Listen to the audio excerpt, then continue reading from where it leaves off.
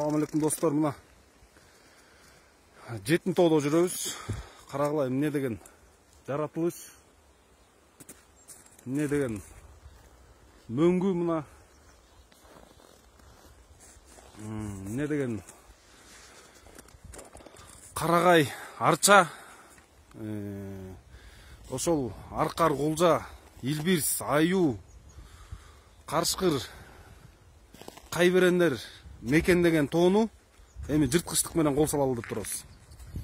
Же Кытайга берели, же болбосо өзүбүз иштетебиз деген шылтоо менен ушакты жырткычтык менен талкалайлы деп турабыз. Туугандар, мына Таш Башат айылы менен Эки Нарын айылынын тургундары бизди тосуп алып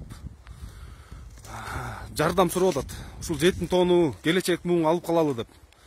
Ушундай кайберендердин мекендеген илбирс, аюу мекендеген тоону күрөк сайылбасын деп бизден жардам сурап атат. Аларды видеого тарткан жокмун, анткени башыбыздан өтүп калган, билесиңер, ушу уран маселеси, нарындагы логистика, баягы Баткенде чек арага барып жергиликтүү элди видеого тартып интернетке чыгарсак, эртеси күнү СМБ менен МВД алардын баарын чакырып алып сурак кылып кысым көрсөткөн учурларды көп көргөнбүз. Ошон үчүн азыр аларды чыгарбай турууну чечтик, бирок репортаж тартып даярдап койдук.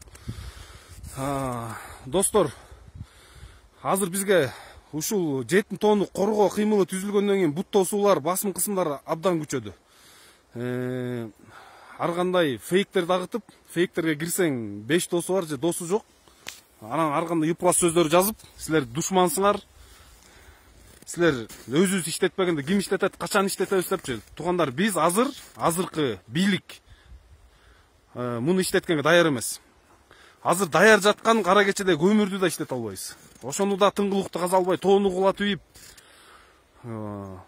жетин тоо эмес, ошо Бишкектин жанындагы свалка, таштанды ташталган полигонду дагы тыңгылыкту иштете албайбыз, туугандар. Анан ушул эми жетин тоо келечек муунга калсын. Уулуу заттардан башка, талкаланган мөңгүдөн башка дагы ушундай жаратылышты.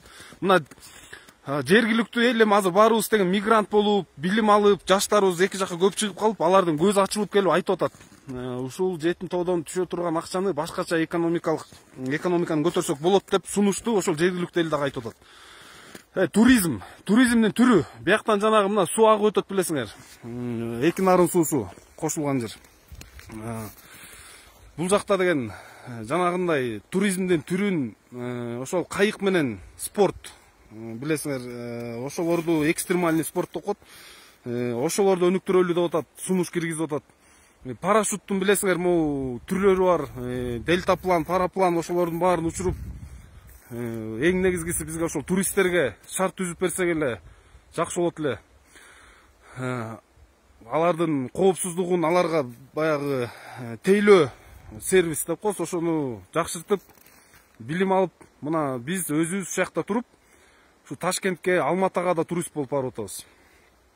Ушул жактан эми туризмди эле өнүктүрүп, бул жактан жөө келет, билесиңер, туристтер мотоцикл менен келет, машиналар менен келет, биздин жерди көрүп суктанышат. Дүйнөбүздүн баардык булуң бурчунан, араб өлкөлөрүнөн келет, Европа өлкөлөрүнөн. Эми бул жерди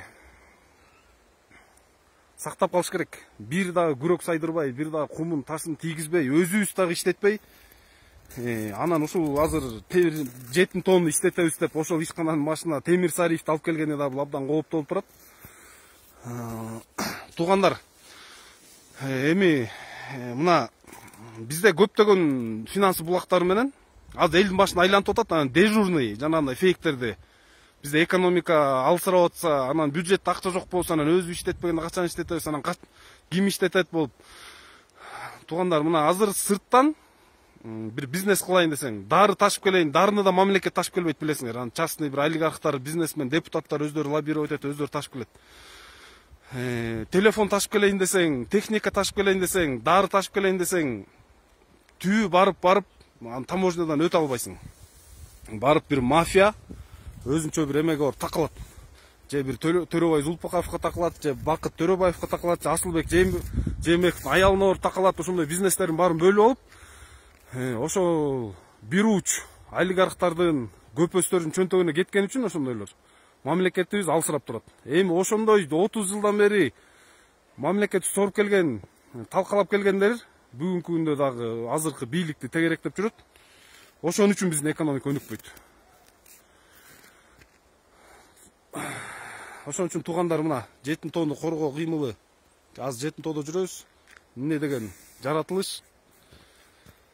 Достор, бул жакты эми келечек мунга сөзсүз түрдө калтырышыбыз керек. Эч нерсесине тийбей туруп.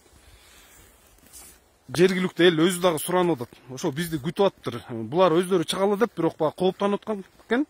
Башка жерлер бизди колдойбу деп. Ошол активисттер ушундай кыймыл түзүлүп атканын, жетим тоону коргоо кыймыл түзүлүп атканын угуп алып, аябай сүйүнүп бизге колдоо көрсөтүп атышат. Меймандостугун көрсөтүп. Мынакей достор.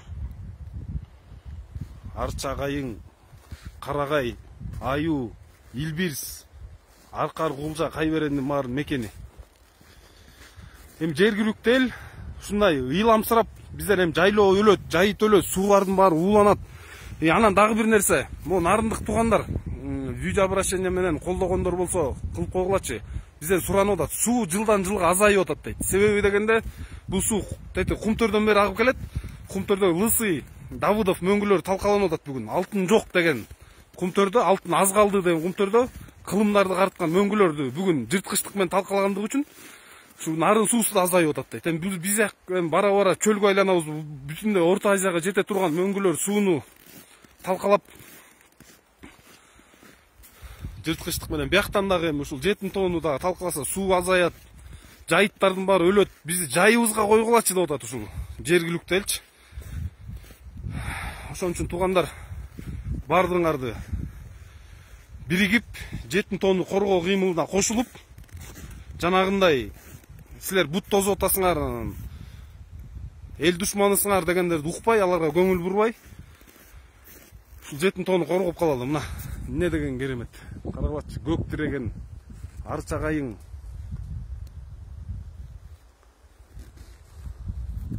Капчыгайында жүрөм.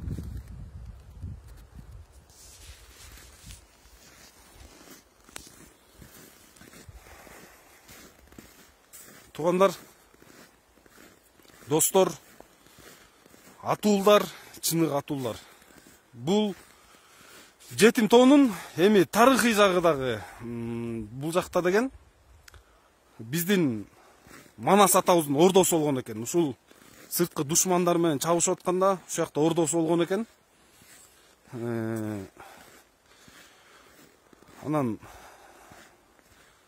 Андан кийинки баатырларыбыз дагы ошол эр табылды, эр төштүк бардыгы ушул жакты жайлап,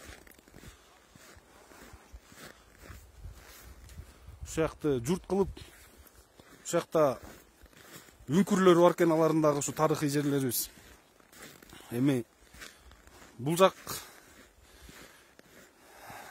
биздин келечек муңга калууга тийиштүү деп эсептейбиз. Сөзсүз түрдө.